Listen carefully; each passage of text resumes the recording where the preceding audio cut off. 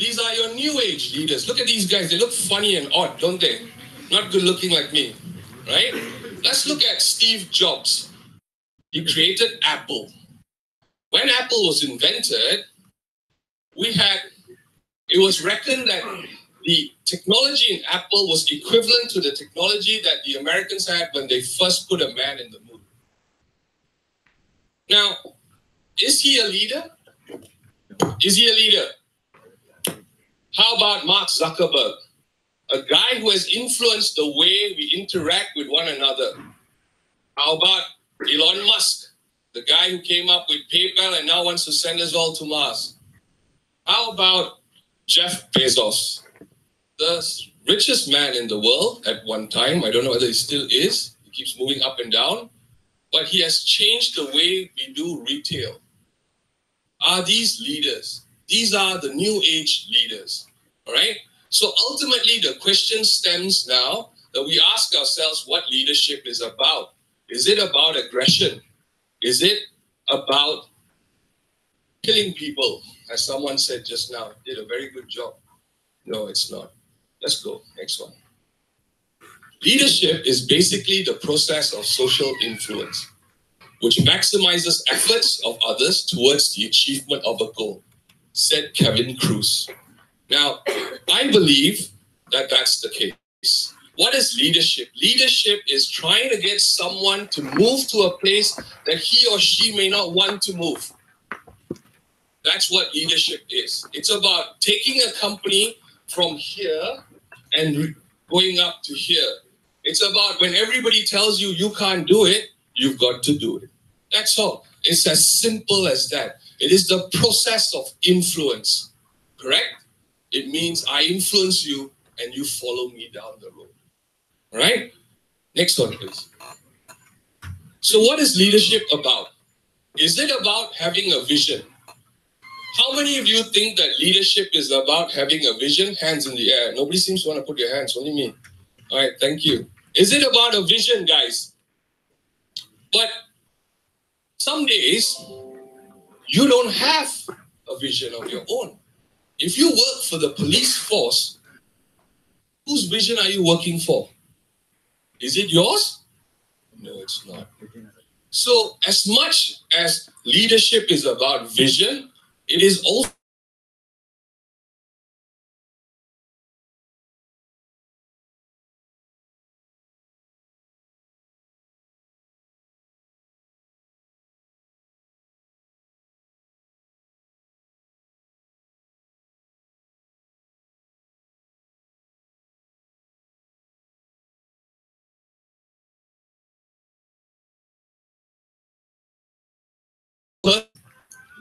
but what else is leadership about?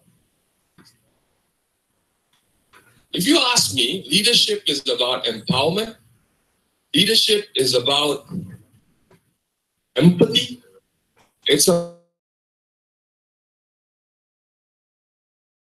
vision, but above all, it's about having the guts to move forward when everybody tells you you can't. Now that is something that's extremely tough. Next slide, please. Let's start with empowerment. What does empowerment mean?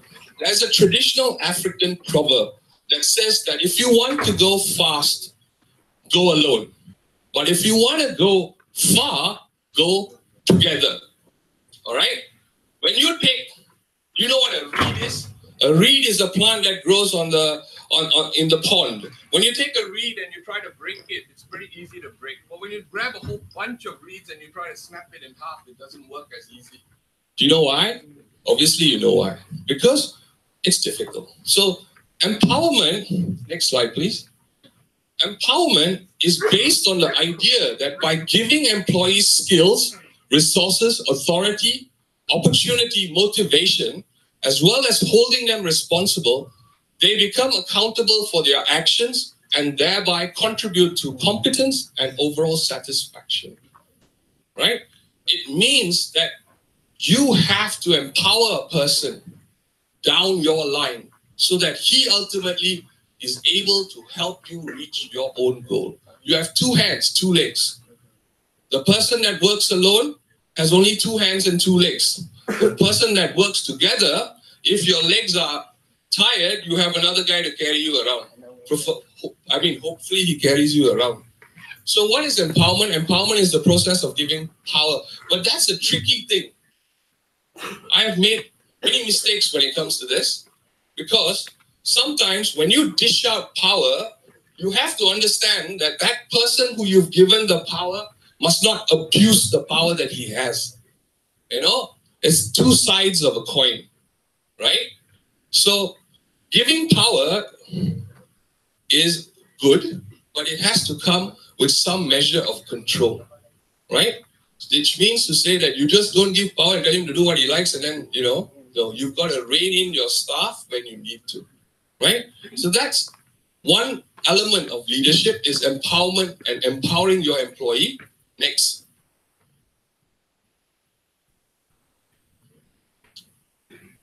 Empathy. I think everyone here knows what empathy is. Empathy is the ability to put yourself in another's shoe, right? But that has no place in my world. And I'll tell you why. Because it's not about me putting my place in your shoe. It's about me understanding how you feel in your shoe. And that is the trick to management. Because, next slide, please. Because we're not asking, because you see, me and you, we're different, right? What works for me will not work for you. What works for you may not work for me. So ultimately, asking myself to put myself in your shoes is a terrible process. I must put myself in your shoes to understand what your problems are in the downline so that I am able to address it as a leader. And that's ultimately what we need to do as a leader. But Prudy here, Prudy, I can't say your last name, but Prudy says that empathy itself is a bit tricky because it's not about making people happy. In most cases, when we empathize with someone, I tend to ignore them as well. Or I understand them and use that understanding to gain an advantage. That is what empathy is in the business world, right? It is about gaining an advantage.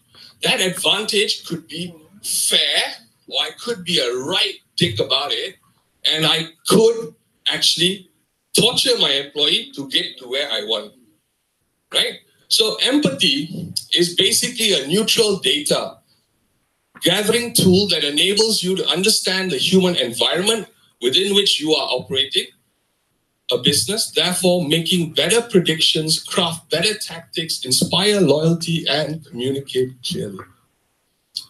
So I tell you, right, empathy is not about you, it's about the other. Next slide. Nikki Morgan says that leadership is all about emotional persuasion. Do you know what persuasion is? Persuasion is to tell someone to do something that they don't like. I'm sure all your bosses here will know how difficult it is sometimes to move you guys to do certain things.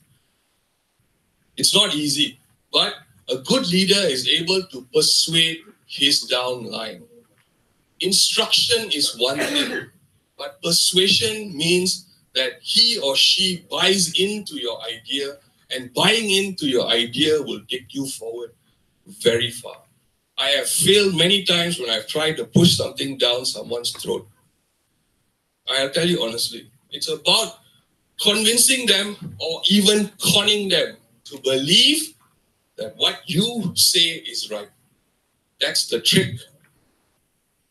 So persuasion is changing someone's mind. If that mind isn't changed, that person hasn't been persuaded. It's a leader's job to change minds, to push followers to make new decisions. You empower your employee to make the right decisions. That's, in some sense, leadership. Next slide. But above all, a good leader is one that inspires you. Correct? How many of you feel inspired by your leaders? Again, tough question. You better not ask. Let me ask my staff who sit right here. Since I put everyone on the spot, let me put my spot. You guys got your bonuses already, so you got nothing to worry about. Right? So the question is this. Do you believe, Faisal, that a good leader must inspire you? Why?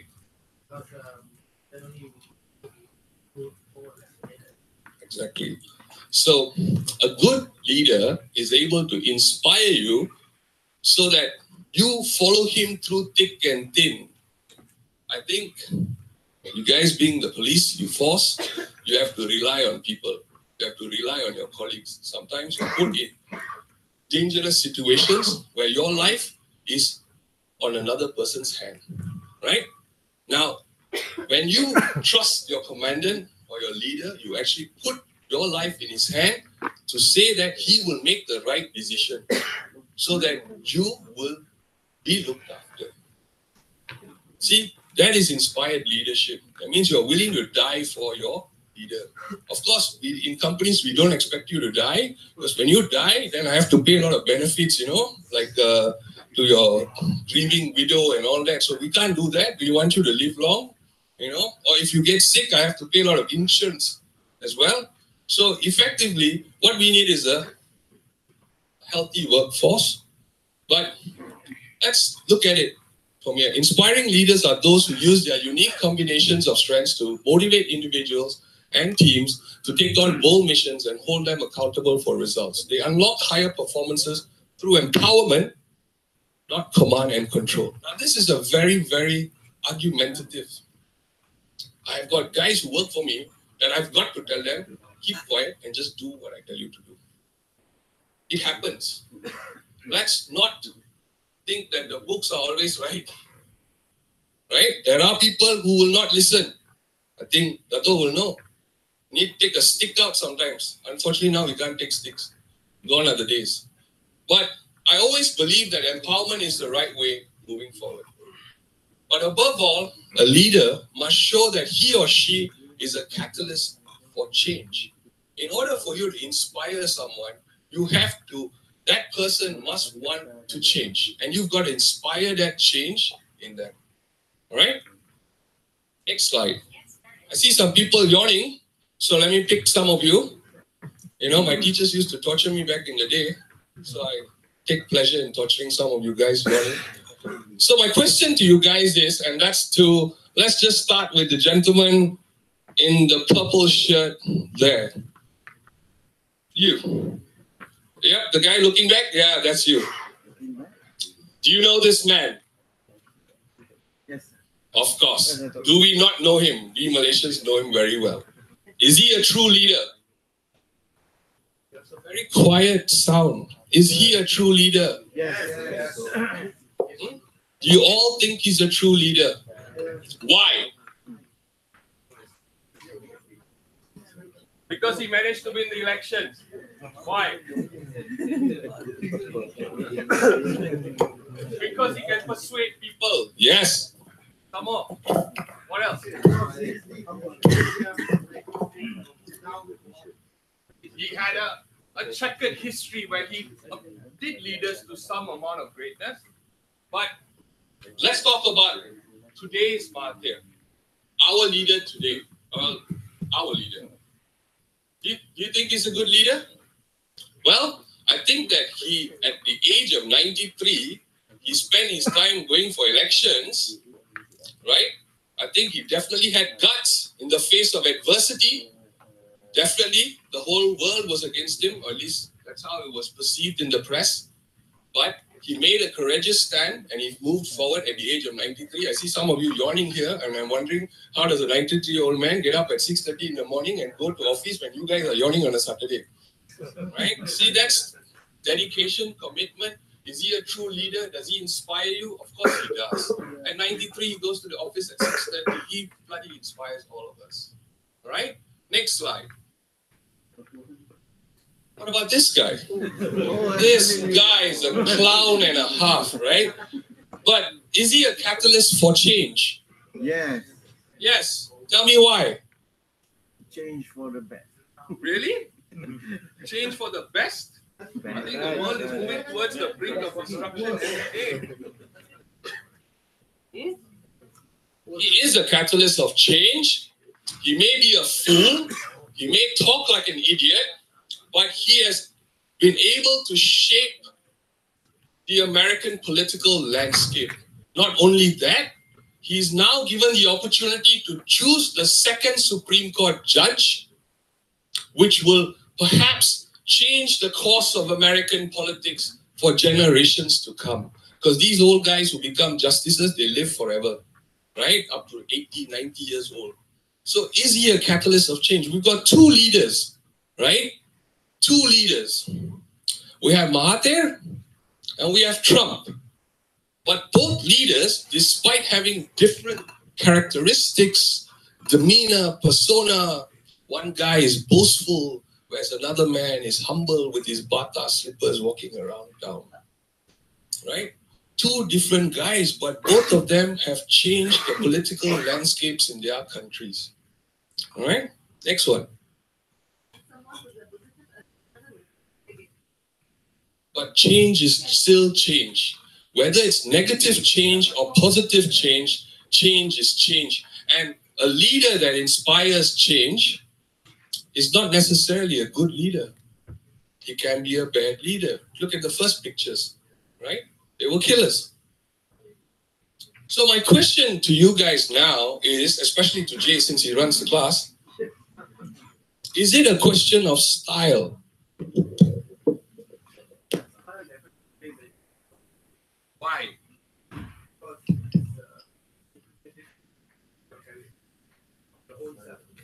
All right, do you guys agree with him?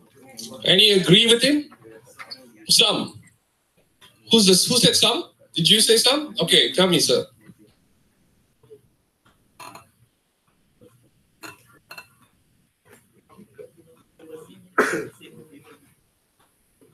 Exactly, true. Now let's ask my style. What do you think my style is? What do you think my style is? Watch, careful now. What? Mixed, maybe? Huh?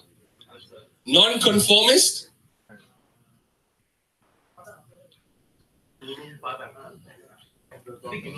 Depends. Turun padang, it means to go to the ground. How about inspiring? Well, I like that. Okay. Extra bonus. But what you just heard from my staff is that they perceive my style differently. Correct? One guy said I'm aggressive. It's true, I am. One guy says my style is a bit mixed. Actually, style is based on situation. There's no such thing as style. Style is bullshit. I tell you honestly. It's about understanding the situation and then you adopt your style according to the situation. That's bottom line. Next slide, please. Your teachers will teach you this. I tell you, seriously, to me, it doesn't make sense at all. What's the difference between coercive and authoritative? To me, it's the same thing, right? It's just levels of aggression, right? What about transactional and democratic? Are you telling me that democratic leaders are not autocratic? Not really true. I would like to bring a new thought to your mind, all right? Can we change the slide? Sandra Track is nothing more than a high school principal, but she writes a very interesting article on something called the shared leadership disposition. The shared leadership disposition is about a leader who helps challenge and stretch individuals and collective capacity of that individual. Do you understand? It means that that leader somehow allows you to develop your skills in every area. I think one of the things that the police force is trying to do today with encouraging all you guys to come for MBAs is something very good. Basically, what they are trying to do is they are trying to improve your capacity, your collective capacity, so that you may better serve the force and the people. And of course, on one end, you have the force, but on the other end, you have yourselves pushing you to better yourselves as well. Right? Correct or not? Come on, clap hands for you guys. Clap hands for the force. So, Sandra Track says that leaders communicate purpose with honesty, transparency, grit, and tenacity, in a way that it resonates with the stakeholders, conveying trust and integrity. I cannot emphasize these two words more. Trust and integrity is crucial to leadership. If a person does not have your trust, then you're not going to get anywhere.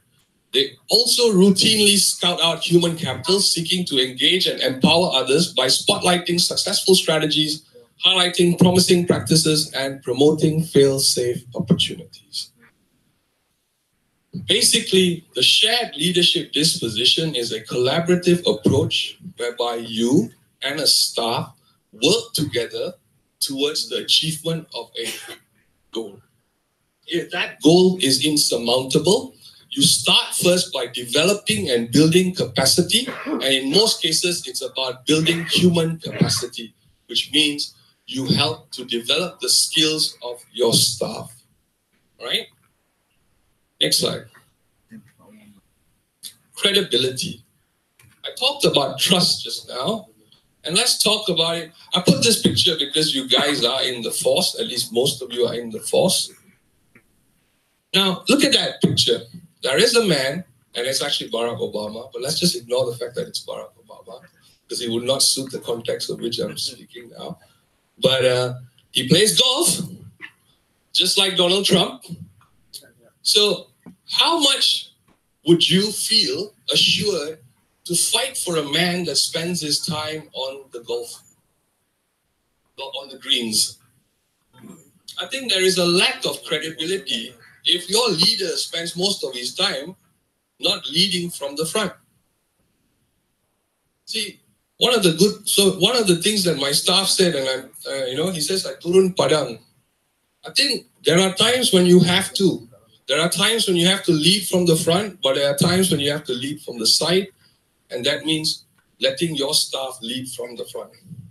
But that's a very, very ambiguous thing, because sometimes it can fail, but I think you still have to try, because it's part of developing your staff, developing the mindset that allows a person to fail, that he has to be okay to fail, knowing that he can still better himself.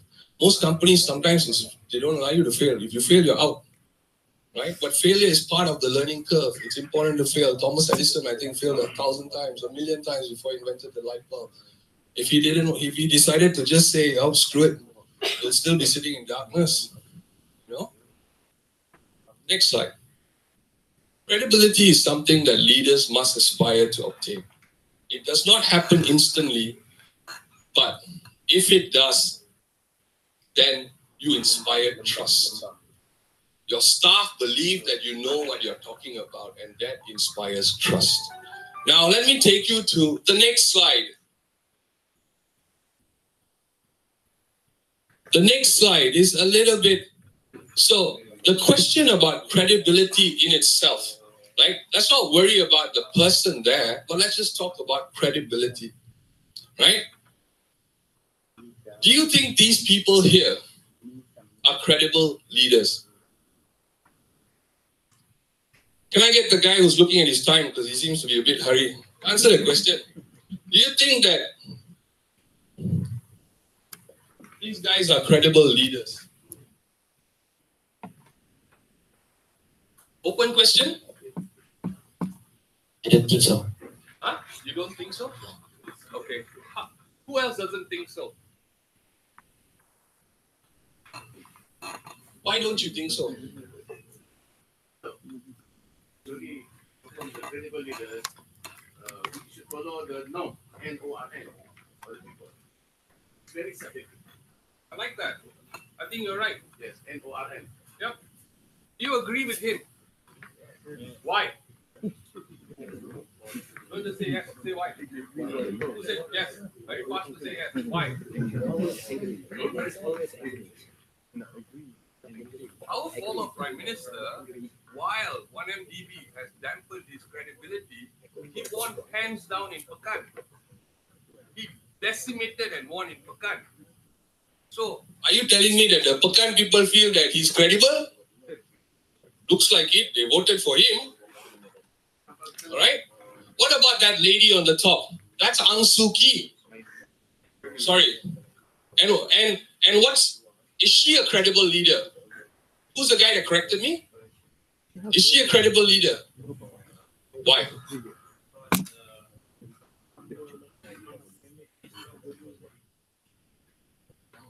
Right? Do you guys agree with that? How many of you know that lady in the first place? Tak tahu. She's only been arrested for the past 20 years. I mean, put on house arrest for over 20 years and just recently been free. She was the face of Myanmar, right? She was an activist. But what's happening today with the Rohingyas? There don't seem to be any word from her. So, again, right? Is she a credible leader? How about Nelson Mandela? Is he a credible leader? I think he is. Yeah?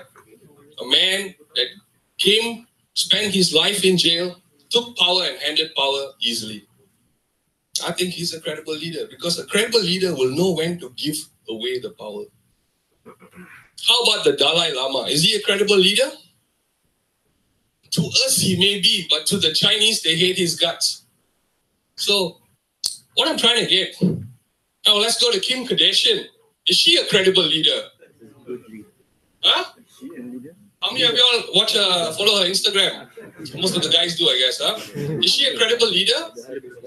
Yes, credible figure. I like that. Yep, definitely. Huh? But is she a credible leader?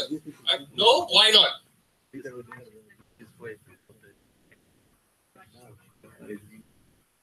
But still, she's got almost millions of followers on Instagram and Facebook. Everybody buys her latest perfume. So how is she not a leader? She's a leader. Whether or not she's credible is subjective, but she is a leader. By just signing her up for a product, you are guaranteed to sell. Next slide, please. Actually, it's a question of perspective. You see? So let's look at the picture. Just because you're right does not mean I'm wrong. You just haven't seen it from my side. What appears a 6 from my end looks like a 9 from your end. Credibility is about perspective, right? Leadership is about perspective, right? How you are perceived by your staff is is something that you can't control, right? You could only probably tap 20% of them. And the rest, you have to work hard. Okay? So I think that perspective plays a huge role in how we feel someone is credible or not. So let me sum up a little bit. So what is leadership? Leadership, as defined by all these great people that I've quoted from. Okay, it's not my words, it's people's words. They are teachers, they are perhaps mathematicians, professors, right? So they say that leadership is not something that only Cheryl does. Leadership can come from the cleaner. It's not about a manager.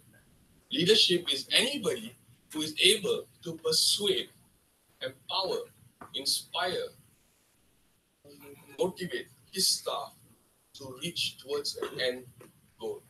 That perhaps he or she feels that he cannot do it anyways. It means to say that leadership is about you making your staff surpass their own limitations. That's what leadership is about. And that is either by training, by teaching, by talking mercilessly and killing them like what I do in some meetings. So that's what it's about. Now, to sum up everything, I think that leadership must come with certain codes. These codes are things that I've sort of acquired across the years, not just because I'm smart or what, but because I've had the ability to meet a lot of people. And in some way, there are 1 or 2 people here who have also shaped the way I think over the past few years. So I've added it here. I'll see whether they can see what I wrote there. All right, next. The first mantra of leadership is to keep things simple. Do not confuse instructions. Keep it simple. Occam's razor was developed by a friar in 14th century. His name was William Occam, but nobody really knows who created this saying. Occam's razor basically states that when you have 2 theories that both explain the observed facts, then you should use the simplest until more evidence comes along. I don't know, in the police, do you believe that? Huh? Do you believe that? That's good. The simplest explanation for some phenomenon is more likely to be more accurate than the complicated explanations. I found that to be very true. You have two likely solutions to a problem, choose the simplest. The explanation requiring the fewest assumptions is most likely correct. So keep things simple when you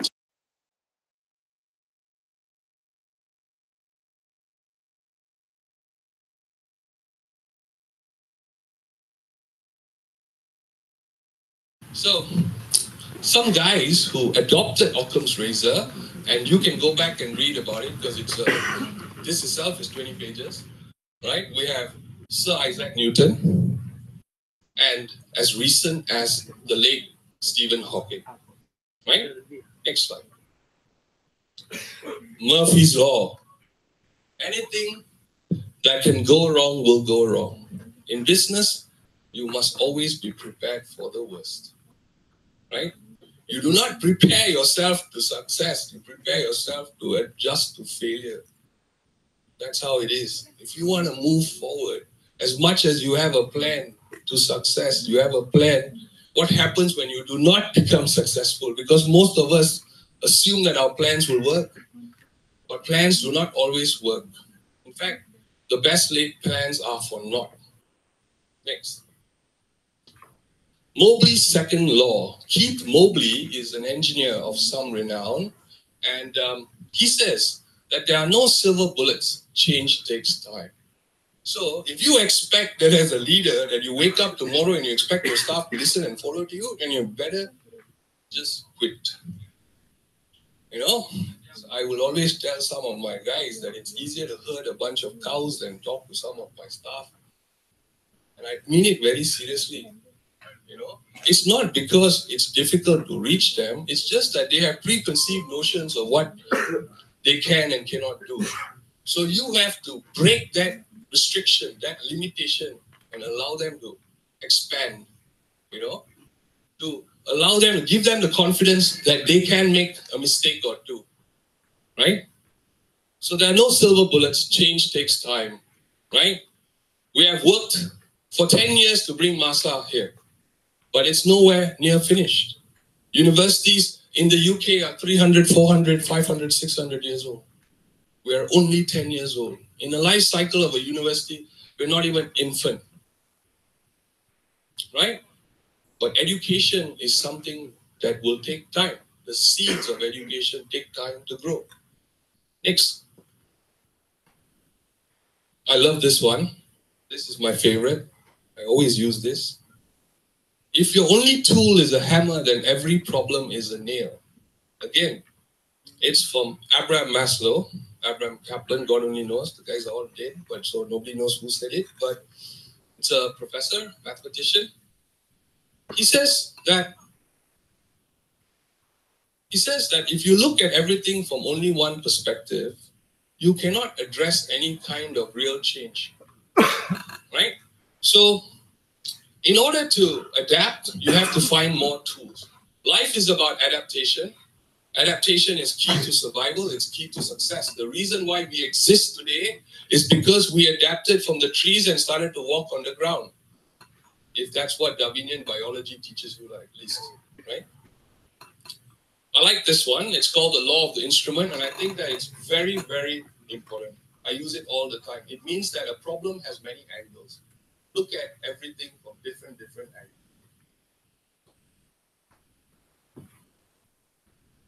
This one, someone taught me, and it's, well, unfortunately I can't put his name here, but I did find out who it's from. It's from Keith Mobley again, surprisingly. And it says that people do what you inspect and not what you expect. That's a very, very important thing in leadership. It means to stability framework so that you are able to rein in your staff at particular periods to know what he or she has been up to. Right? So, inspect. But the antithesis to this is the fact that they say that why not then structure quality into a product from the get-go? It's not always easy. If you have an opportunity to get the best, right? Get the best. If you don't, then you have to work with what you got.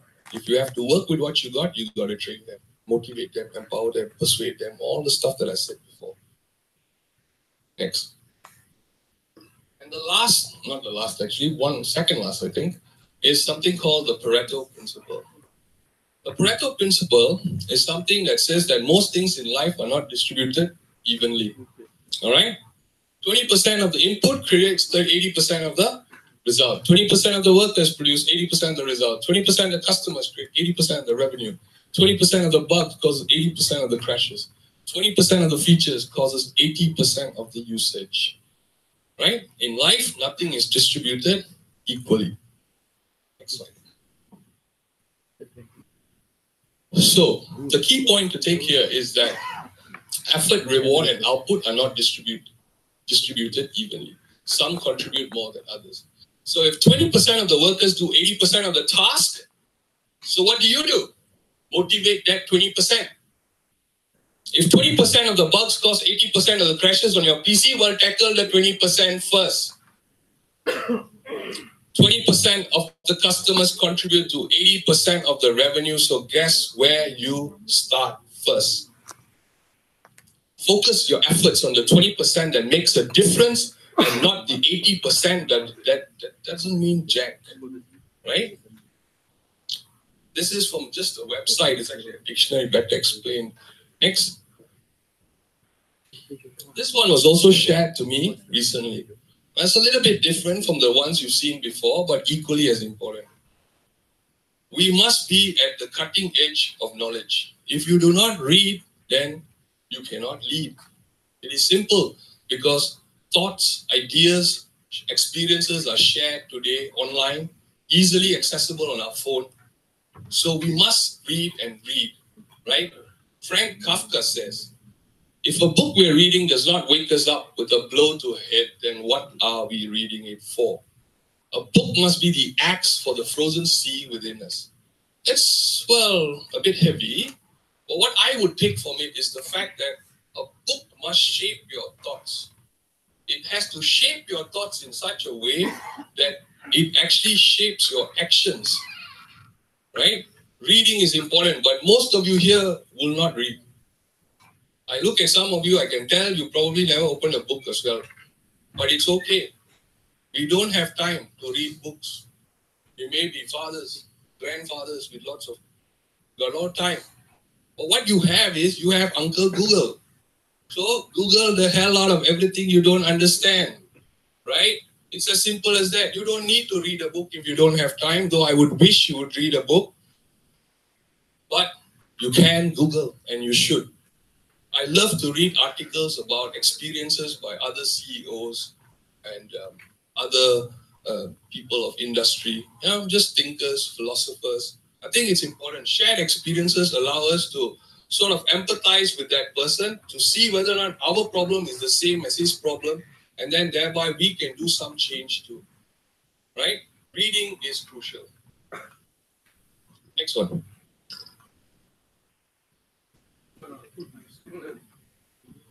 The last quote for the day comes from Kurt Cobain. I'd rather be hated for who I am than loved for who I am not. Now, this is a very, very tough one. Sometimes in the face of adversity, you should not bend. You must not bend. You know, if you have ideals and you have hopes and dreams and you have principles, then you should not compromise those principles. In fact, by not compromising that principles, you inspire people to follow you. Correct? Right? So come again now. Why did you all vote for Tun? Why? Were you inspired to see a 93-year-old man walk up and down everywhere? Probably. Right? When he started, nobody cared. But as he moved forward and forward, we all started being pulled along. Let's not forget that we know what the past was, right? But the current situation was not tenable, right? So we decided that a change was needed. We found out that we could actually empathize with a leader who was 93 years old, right? Why was the largest turnout in Malaysian election? This is the largest turnout of young men. What are 20-year-olds? How are they identifying with an 83 or 93-year-old man? It doesn't make sense, correct? So let's look at it. You see, sometimes we don't look at it from our own context. We think other people are great leaders, but we have one here, right? Why were we inspired? Is the question that perhaps when you go back today, if you weren't inspired by Tun, then that's fine. Find someone else who inspired you. There's no problem, right? But if you were, so the question is, why were you inspired? To the international students here, perhaps you may be inspired by an old man, maybe you may not. But you will definitely have figures in history, in your current countries, who have inspired in some shape or form, right? So the question that I hope, and perhaps I shall give Jay an assignment, right? Because usually Jay gives assignments to you guys. So let's give Jay an assignment. So I go back to the very second slide.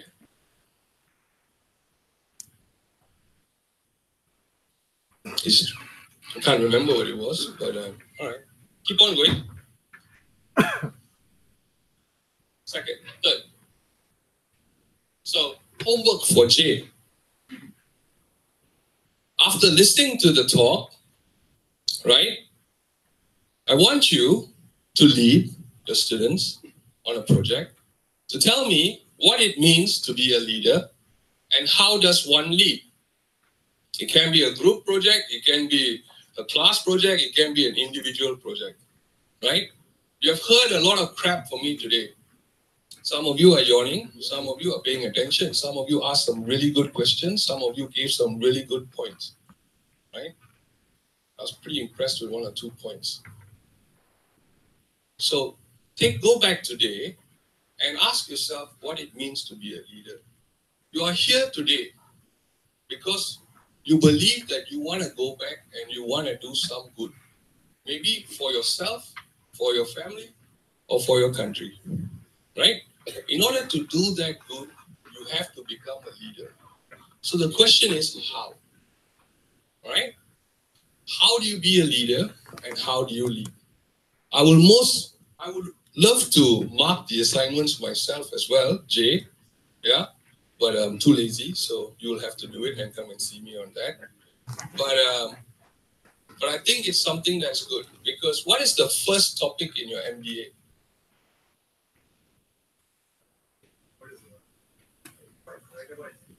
Never mind.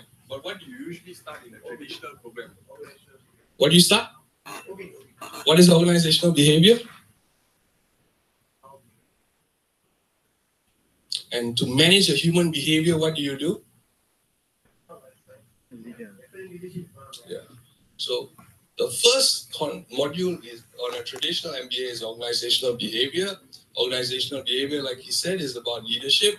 So let's tie it down to the first lesson of the MBA. Now, with that in mind, thank you. I hope I didn't take too long. I don't know how long is long anyways. I hope you've had some food for thought, right? I'm okay to take questions if you want. If you don't, then I can. Okay, there is a question. Come on. As a managing director, you wanna no? Okay, shout it out. As a managing director, what the major difficulties that you are trying to lead people?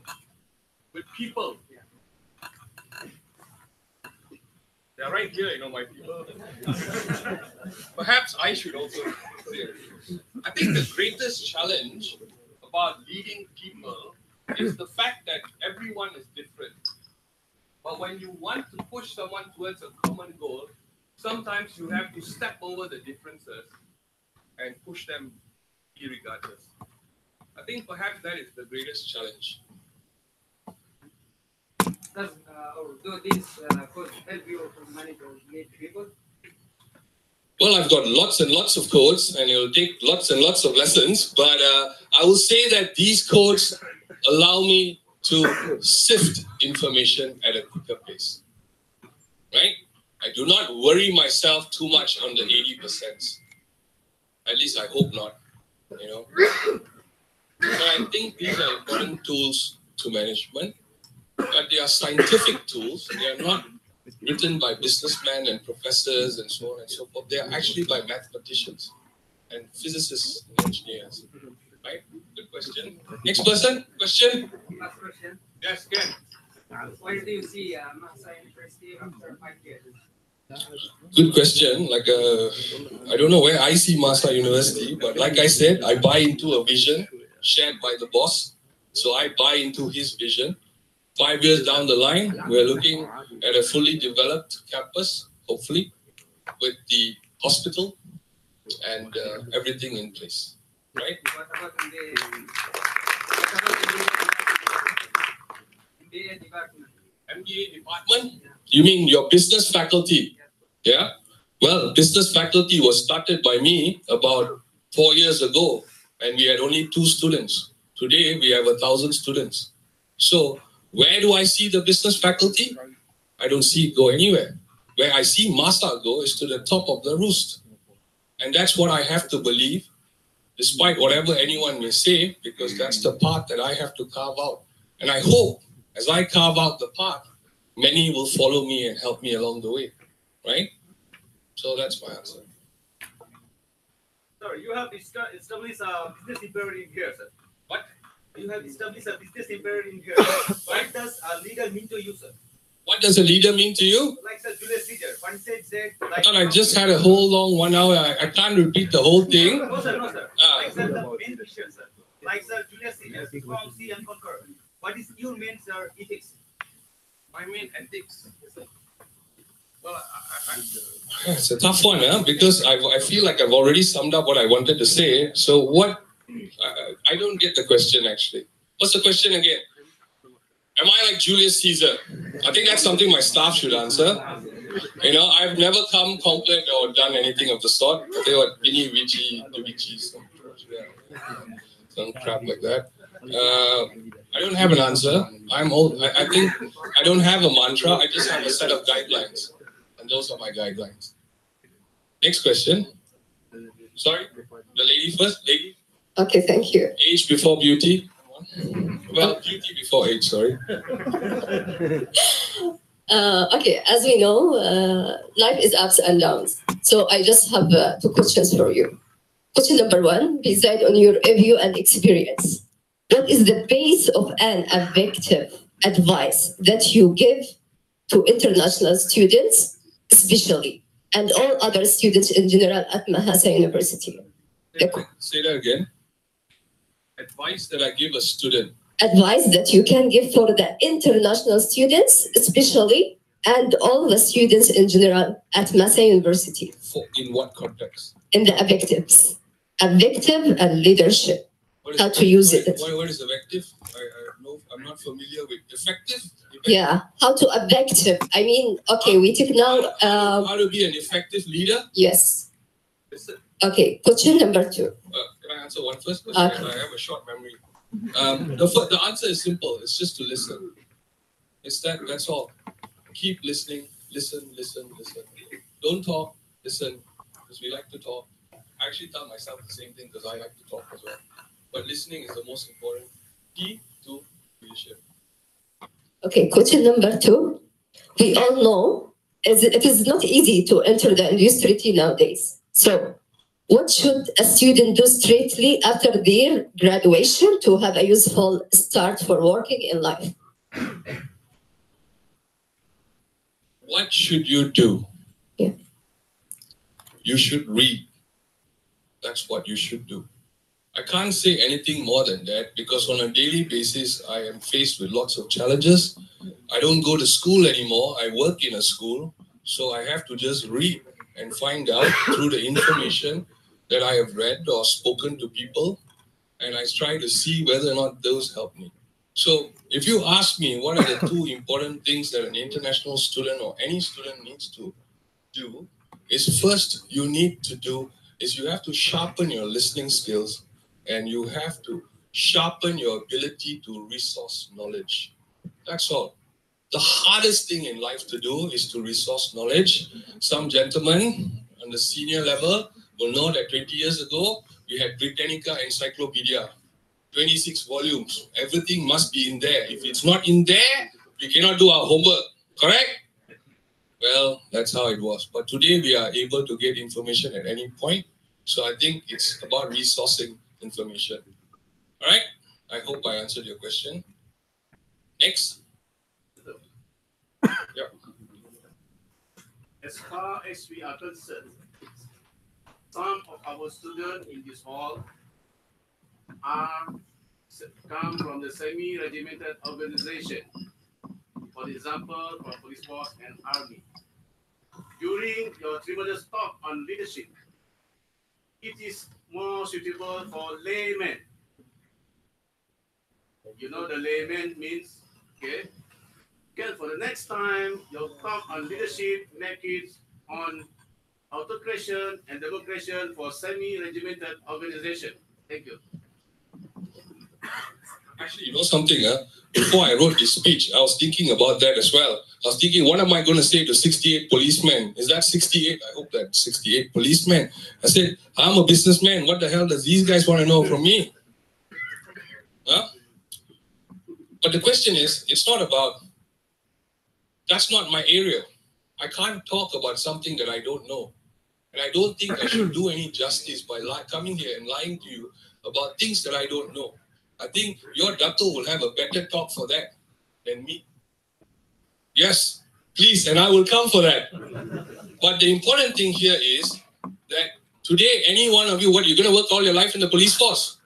Your wives don't do other businesses. Your sons don't do other businesses. Right? Come on, guys. Times are tough. I know GST is not here, but still times are tough.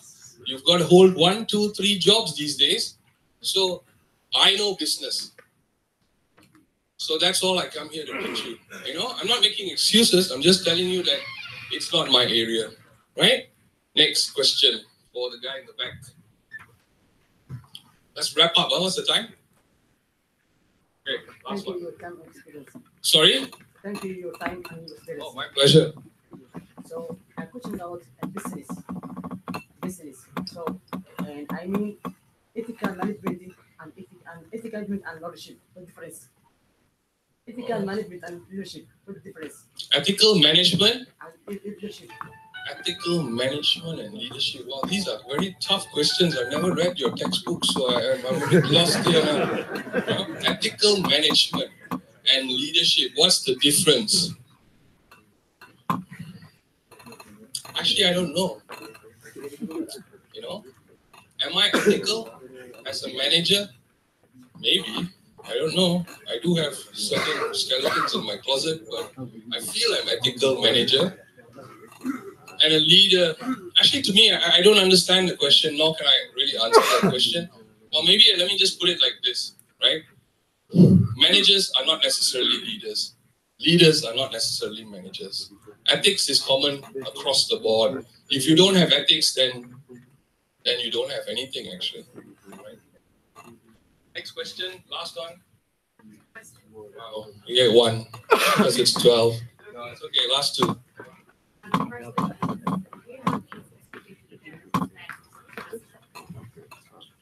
My dad.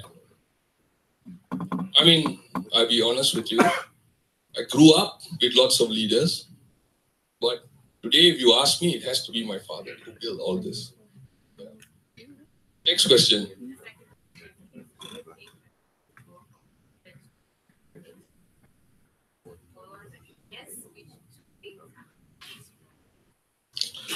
I learn a lot of things from my employees. I learn every day. In fact, I even learned something just a few days ago. The last 2 quotes that I put up about reading, as well as the inspect, is actually not from me. It's actually from the staff. Right? So I do learn things. I think that's one of the most important things. You must be open for criticism, which is very tough because I'm very defensive sometimes. And also you have to listen when you need to. But more importantly, you need to admit when you're wrong. I think that's the hallmark of a true leader, you know. Probably, if everything fails, just be honest. If you don't know, you don't know. There's no point lying, right? Because you got books, go read, find out. Simple. Any others? I think, all right, last one for the day because it's 12, right? Yeah. Good morning, Dato. Can we know a little bit about your background? Oh my God, my background. If I tell you, you will laugh. I am a doctor by training. I spent a long time in medical school because I was very lazy. I took 7 years to finish medical school. I went and did a master's in management and health sciences. And I've been running this place for 10 years. And that's about it. You're asking me what successes I have, is it? Too young, not yet. I think success is something that they should engrave on your tombstone. You know, until the day they put you in the ground, there's nothing for you to say, right? Time will tell whether you're successful or not, because life is a matter of perspective, isn't it? We just saw from that slide, right? What you think I am may not be how I truly am, or how someone else perceives me, right? All right. So I love the questions. I've never been to a session where they asked me this many questions before. If not for a student complaint hearing where they complain about all sorts of things, right? So this was good. Thank you very much for listening to me ramble on and on.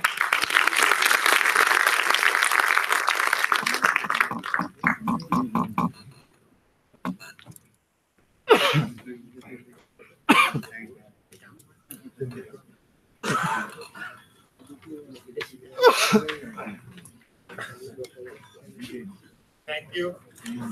Thank you, Dato, a lot for giving us a great speech. And I hope we have learned a lot. Actually, I have personally learned a lot from his speech. So now I would like to invite Dato Kumandan to hand over the token of appreciation to Dato Sharer. I think we have to give a hit. Yes, sir. We just do it down here. Come on. No worries. Actually, I should read that, you know. It's a token of appreciation. So.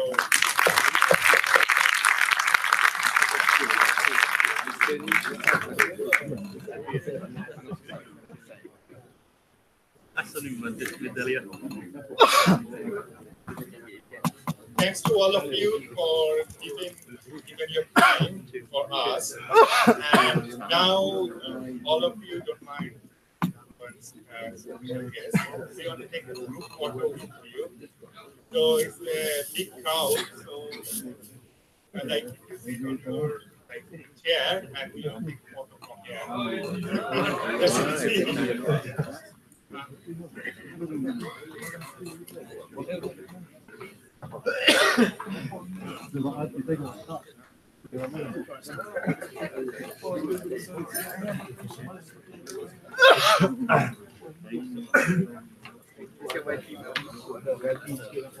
Could all of you